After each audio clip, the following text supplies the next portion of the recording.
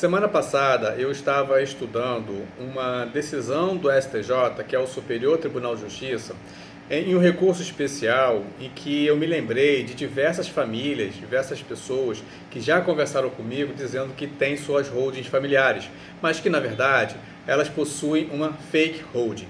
Só para a gente recapitular, uma holding familiar é uma empresa que não faz nenhuma atividade econômica no mercado, ela não compra, não vende, não tem funcionário, não tem imposto, não tem nada, e ela é constituída para ficar paradinha, né, para ficar sem nenhum movimento, para proteção eficiente do patrimônio que a família tenha conquistado.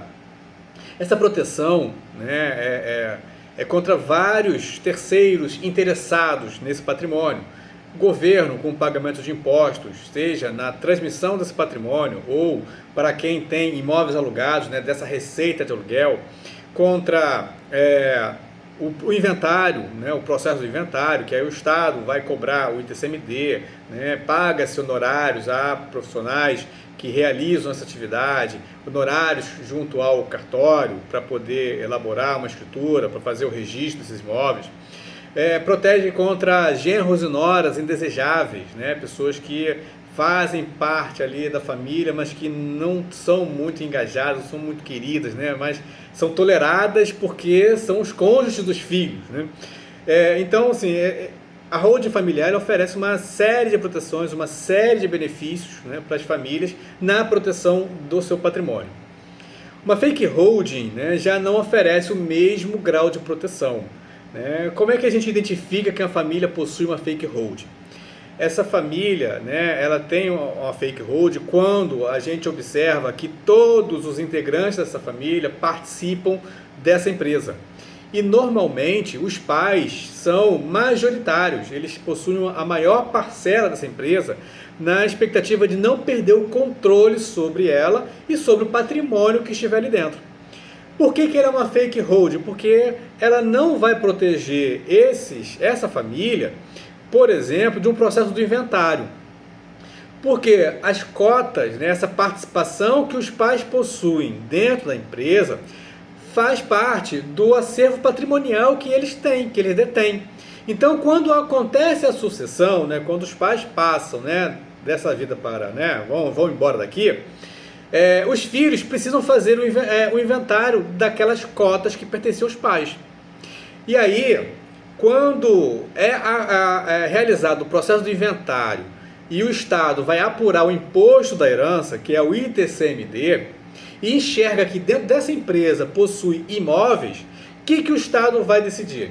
O Estado vai decidir, vai arbitrar, né, pela reavaliação patrimonial daquelas cotas, daquela participação que era dos pais, ao valor de mercado dos imóveis que estão lá dentro.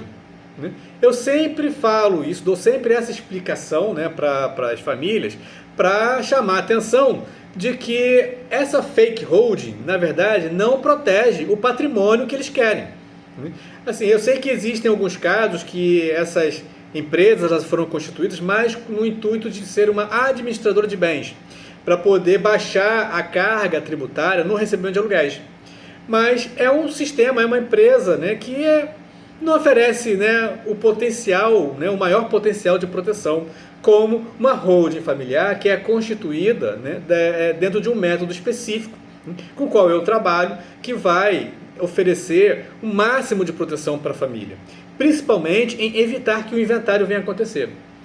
E aí, o que diz essa decisão, né, do STJ? Né? Essa decisão do STJ, que eu estou trazendo aqui para você poder entender melhor, ela meio que ratifica, né, a posição do Estado em querer reavaliar as cotas daquele CNPJ, daquela empresa, né, dessa fake holding, ao valor de mercado dos imóveis que estão lá dentro. Eu vou aqui compartilhar aqui, ó, com vocês aqui. Eu trouxe aqui a decisão do STJ, né, lá do recurso especial do Superior Tribunal de Justiça, para a gente poder analisar aqui o que aconteceu. Tá? Ele faz uma recapitulação, né, do que aconteceu nas esferas anteriores, e aí ele começa dizendo que lá na origem, ou seja, lá na primeira instância, o contribuinte entrou com um mandado de segurança com o objetivo de anular os pareceres de avaliação do fisco estadual lá do estado do Mato Grosso, né, de cotas de participação em sociedade para fins de apuração do ITCD, o ITCMD, o ITD, dependendo do estado onde, né, estiver sendo realizada essa apuração, né, a denominação que eles dão. Para que o fisco, né, então assim, a primeira instância, né, autorizou o fisco do estado do Mato Grosso, a fiscalização do estado do Mato Grosso, para realizar um novo cálculo, subtraindo-se as dívidas do espólio, além de utilizar o valor das cotas declaradas pelo contribuinte, que foram em sua maior parte constituída por bens imóveis. Na sentença, foi concedida parcialmente a segurança para que a autoridade coautora, ou seja, para que a fiscalização do Estado do Mato Grosso, proceda com o novo cálculo do imposto, considerando o valor de mercado dos imóveis, que foram integralizados na sociedade na data do fato gerador, abatendo-se, né, as dívidas do espólio. Por sua vez, né, assim, o contribuinte entrou com recurso. E aí, na segunda instância, lá no tribunal, né, o tribunal ele reformou a sentença para que o cálculo do ITCD observe unicamente o montante que foi declarado pelo contribuinte, que corresponde ao valor patrimonial contábil da sociedade na data da ocorrência do fato gerador, sem contar com a avaliação dos imóveis que integralizaram aquele capital da empresa.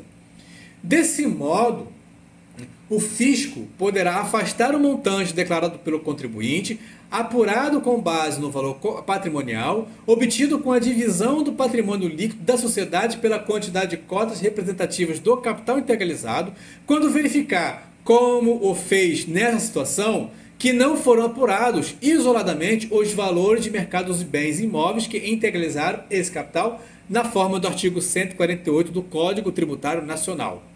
Apurar a exação tendo como base unicamente o valor patrimonial das cotas atribuídas pelos sócios, sem a avaliação de mercado que integralizaram esse capital, acabaria por mitigar o valor real de mercado da sociedade, esvaziando a previsão do artigo 148 do CTN, que é o Código Tributário Nacional. O artigo 38 do Código Tributário Nacional dispõe expressamente que a base de cálculo do ITCD é o valor venal dos bens ou direitos transmitidos. Nesse diapasão, a jurisprudência do Superior Tribunal de Justiça entende que a base de cálculo do ITCD é o valor venal dos bens e direitos transmitidos, assim compreendido como aquele que corresponde ao valor de mercado do patrimônio integral que serviu de base para a apuração do imposto. E aí menciona ali os precedentes e termina dizendo que o recurso especial foi provido. Ou seja, o que isso tudo quer dizer? Quer dizer que a Justiça, né, o Superior Tribunal de Justiça, que seria a última instância para a discussão da legislação infraconstitucional, né, do que não consta na Constituição, está alinhada com os estados para apurar o ITCMD das holdings, né, que eu chamo de fake holdings, considerando o valor de mercado de cada imóvel que compõe o capital social dessas empresas. Tá? E isso acontece por quê? Porque justamente a família toda participa daquele capital social, tanto os pais quanto os filhos, e quando os pais se vão, os filhos precisam fazer o inventário dessas cotas. E aí, ao fazer o inventário das cotas, o Estado, né, vai apurar o imposto sobre a herança que vai incidir sobre essas cotas, e o Estado identifica que existem imóveis dentro da empresa, vai exigir essa reavaliação. Então, assim, o Estado do Mato Grosso, né, já tem esse precedente a favor da fiscalização. A tendência é que isso venha a acontecer com os demais estados, né, uma vez que já foi decidido a favor de um, para a apuração do ITCMD, considerando o valor de mercado dos imóveis que sejam de propriedade dessas fake holds. Dá para corrigir, Roger, né, essa questão da fake holding? Dá para corrigir. Se esse é o seu caso, me manda uma mensagem aqui direto que a gente combina algum horário para que eu possa entender melhor qual que é a situação que você está inserido e de que forma, né, a gente pode prosseguir para poder corrigir ou para aperfeiçoar o modelo de empresa, né, de holding que você já possui.